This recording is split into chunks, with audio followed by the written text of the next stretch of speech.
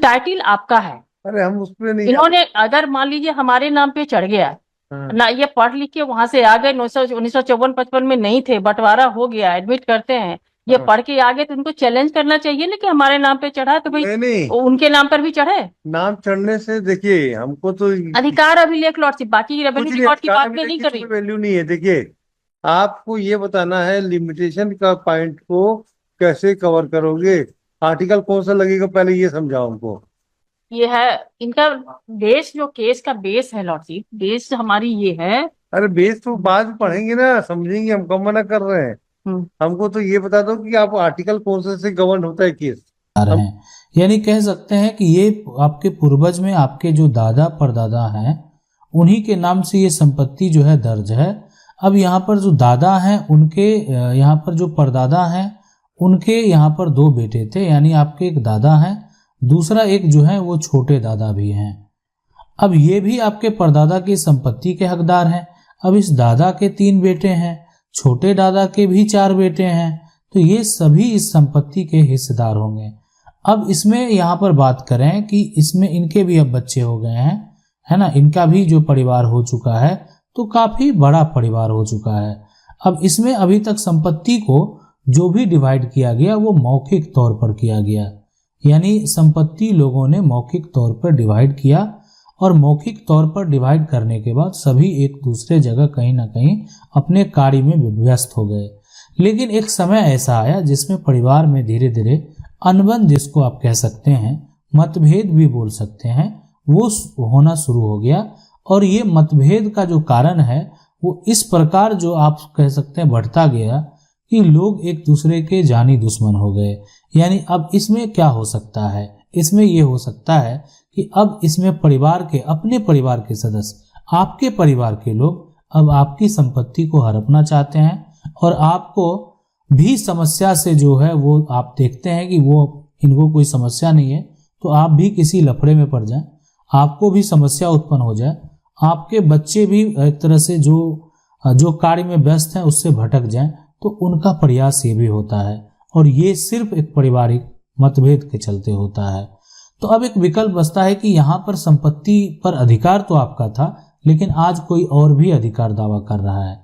कारण ये भी हो सकता है कि संपत्ति जहां पर ये जिनको भी शेयर मिला, जिनको भी हक मिला, अब इस पे आस जो है एक रोड बनने का जो है एक तरह से आप सरकार के द्वारा योजना बनाया जा रहा है, जिसमें जो है आपके जमीन के बगल से ये सड़क का निर्माण जो है कराने का पूरा प्रक्रिया शुरू होने वाला है। तो जो दूसरे हिस्सेदार हैं अब उसको भी मन में लालच आ गया, और लालच आना लाजमी था, क्योंकि ये संपत्ति का जो हिस्सेदारी, जो बंटवारा किया गया वो मौखिक तौर पर किया गया। तो आखिर अब इसमें हो क्या सकता है?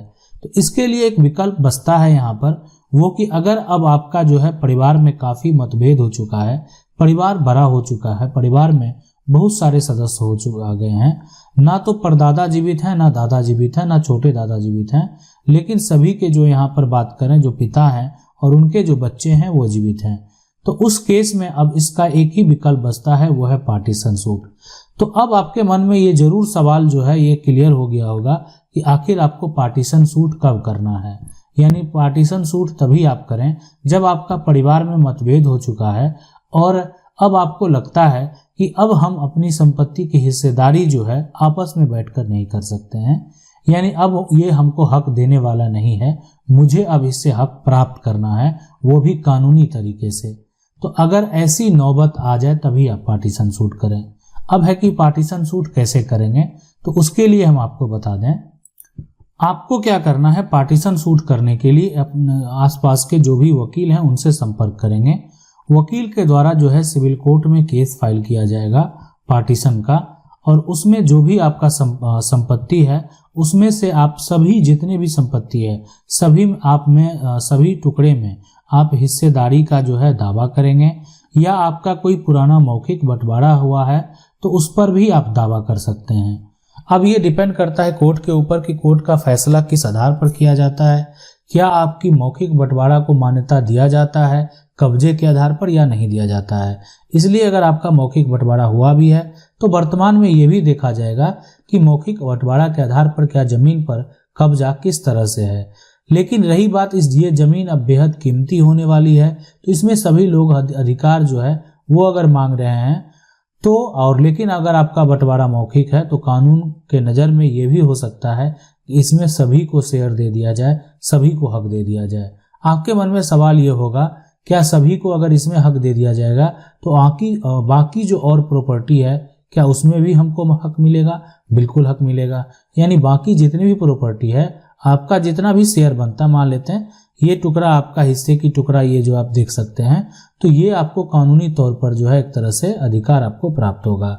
रही बात पार्टीशन सूट और टाइटल सूट के बारे में, बहुत लोगों के मन में ये भी सवाल होता है कि आखिर पार्टीशन सूट और टाइटल सूट में क्या अंतर है। देखें, यहाँ पर पार्टीशन है कि आपको अपनी संपत्ति के बारे में पूरी जानकारी है, आपको पता है कि आपके पूर्वज की संपत्ति है और इसमें आपको अपना हिस्सा चाहिए और हिस्सा परिवार के लोग देने को तैयार नहीं है।